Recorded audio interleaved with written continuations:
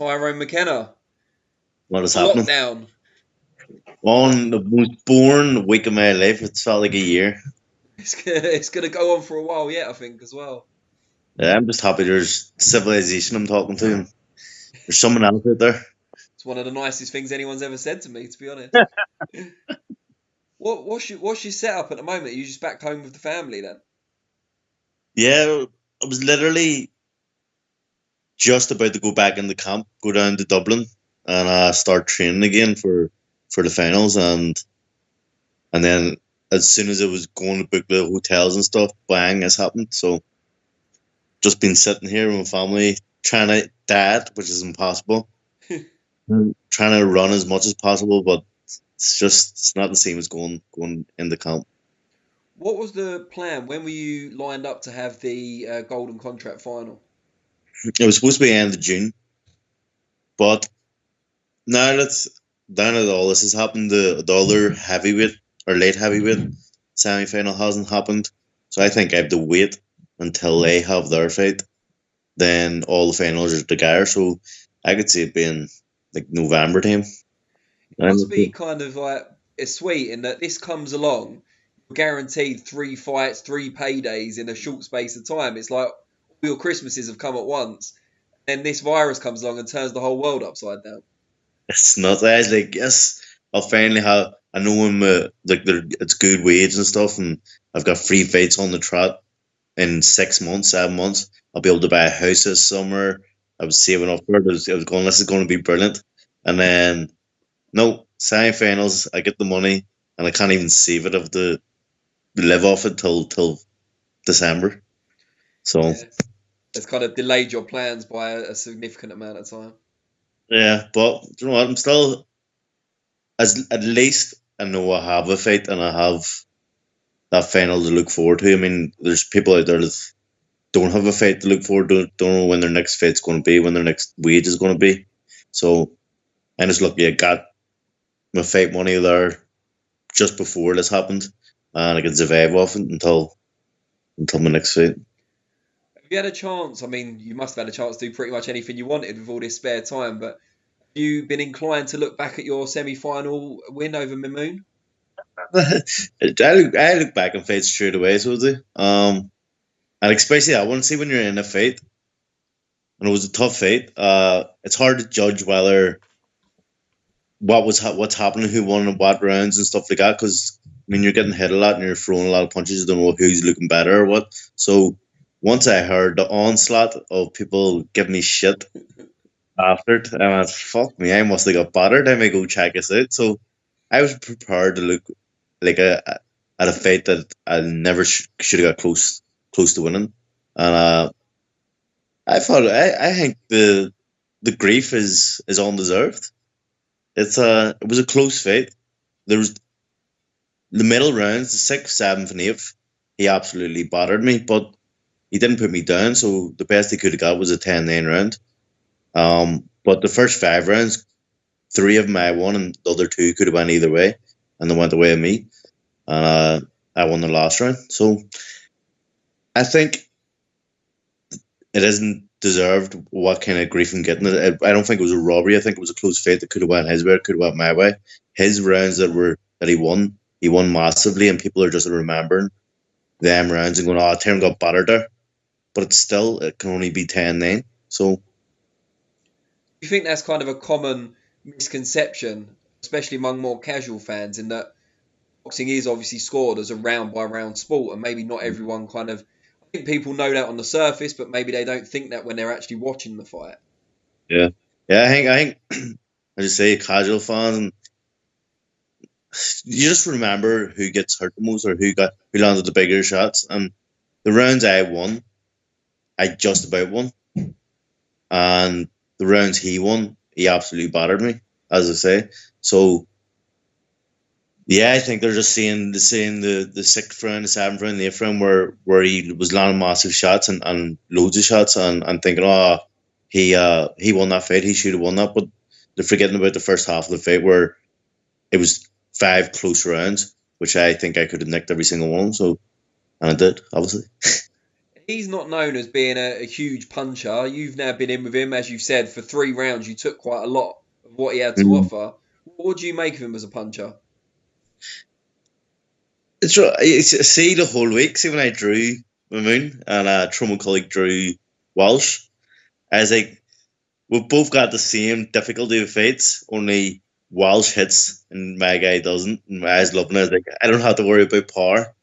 And then I got in. I think it was like a third round or second round. He whacked me. And fuck me, he hits hard enough. I've been with a lot of fighters, and he's up there as one of the hardest hitters. Like I don't know why his record suggests that he doesn't hit hard. It does say that like he's had barely any knockouts, but I don't know. I think he hit hard.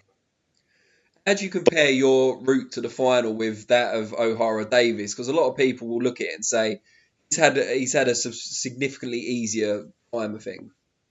Yeah, well, obviously I fought the favorite, the tournament favorite, the most experienced man, and probably the whole competition at every weight. Um, so I've obviously had a harder. Obviously, my quarter final wasn't too difficult. It was against Mikey Saki, but I mean, Ohara Davies fought an unknown fighter in Yoon. No one knows anything about him. He could have been terrible for all we know. He kind of struggled against him until like the midway through the fifth or sixth when he started catching him. And then obviously, what do you call the last guy? Jeff Afori. Jeff Afori. I mean, he's from the weight below. He was a late replacement, and he wasn't that. He's not that held in that high esteem at any weight. He was just more or less a replacement, and I think Ohara Davies again struggled with him in a lot of the early rounds, and then he started landing big shots. And of course, he's going to land big shots. He's a big puncher in the weight above the fighter. So I mean, that guy wanted to weigh in with his trousers on. That's how late he was. So to not knock him out would have been ridiculous. So yeah, he has a genuinely easy road till the final, and he's going to find it tough. Do you think that Ohara Davies is an easier opponent than Mimoune was? 1,000,000,000%. I believe Mimoune was rightful favourite, and to beat Mimoune means that I should be tournament favourite. I mean, O'Hara's nowhere near skill level. He's nowhere near as smart. He's nowhere near as fast or as elusive. And I wouldn't even say he's as tough. Like Mimoune can take shots and just walk forward. I don't think O'Hara's like that. Yeah, I think I've beat the best in the tournament, and O'Hara's going to be an easier fit for me. Do you think it favours either of you, this delay? I mean, no one likes delays, especially with the money side of things, but do you think it helps either of you? Like, does he struggle with the weight more than you, for example, or anything like that? I didn't even know I didn't even think he struggled with it until the last weigh-in, where he came in. He was still wearing his training clothes, sweating it out. Jumped on the scale and he was still a pound over. Against Miguel Vasquez, he was behind the towel as well, wasn't he? So he had to strip fully off, I think. All right, well, I think he definitely struggles more. I mean, I wouldn't say I struggle with it, but obviously it's tough for me to get down. I'm 6'1", but I take everything very seriously when it comes to camp, diet ways and training ways, and got a great nutritionist and stuff. So I make the weight professionally, and I think he just does his own thing and tries to diet and do everything what he thinks right. And I think that shows when he's missing weight. I think no fighter should have to miss weight or struggle to make weight. I mean, and I think the longer layoff, he talked about straight away how much food he wants to eat off 5 guys. When I was working, he rained off 10 or 12 different places. Well, they're all closed, so what? they're all closed now, so That'll help. To be honest, maybe he may make the weight because he has to sit there and he probably can't cook. So he could make the weight easily, and I could be the one struggling. That's like the worst trash talk ever. Tyrone McKenna says Ohara Davies can't cook. Take that with your culinary skills. Brilliant. Yeah, well, listen, I don't know. The layoff, I don't think anyone's going to benefit from it. Especially if we're talking November, December time. I mean, that's a long, long time away. Um, Being out of the gym, I think it's going to affect both of us. It's going to affect everyone in boxing. I'm very worried about it, but hopefully it only does last the 3 weeks that they're saying. Do you expect it to be an exciting final? I think every fight that I'm in is an exciting fight. I always go in with a game plan of I'll box this time. I'll use the jab, and I always go out in my mind and going, right, this is the one I'll box. And even in my last fight, just seen the first round, I went out and I boxed and jabbed and moved. The way Pete Taylor wants me to box. But then, I don't know, just something clicks in me. Yeah, rounds later, and I just say, you know what? Not today. And I just started going for. So I also believe with the beef and the animosity that's going to bring out a fight, a war. And I believe he doesn't like that as well. I believe that's something Ohara Davies really struggles with is pressure and digging deep. And we've seen the two different sides. Me, when I get hurt, I wave on people and I smile and I laugh. And when he gets hurt, he takes the knee and begs the referee to stop the fight.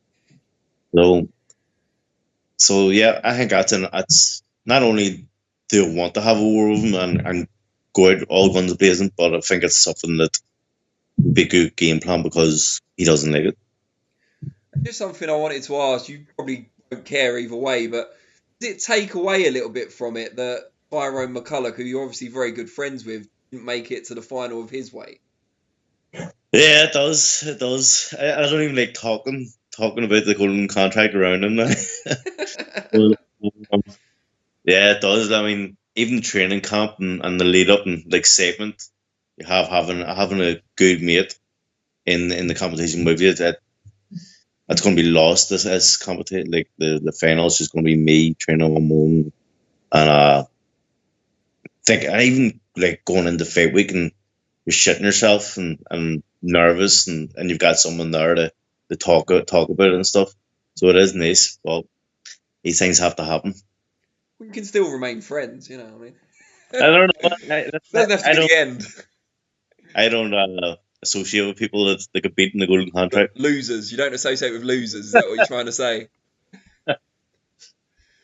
Brilliant. Well, I'm sure he'll love that. Yeah.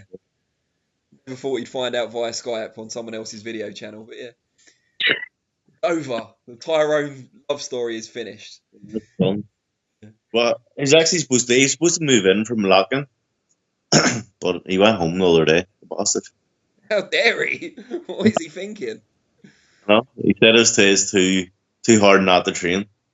Yeah, He said well, as you've said, you're finding it tough to diet. I can kind of understand where he's coming from. see.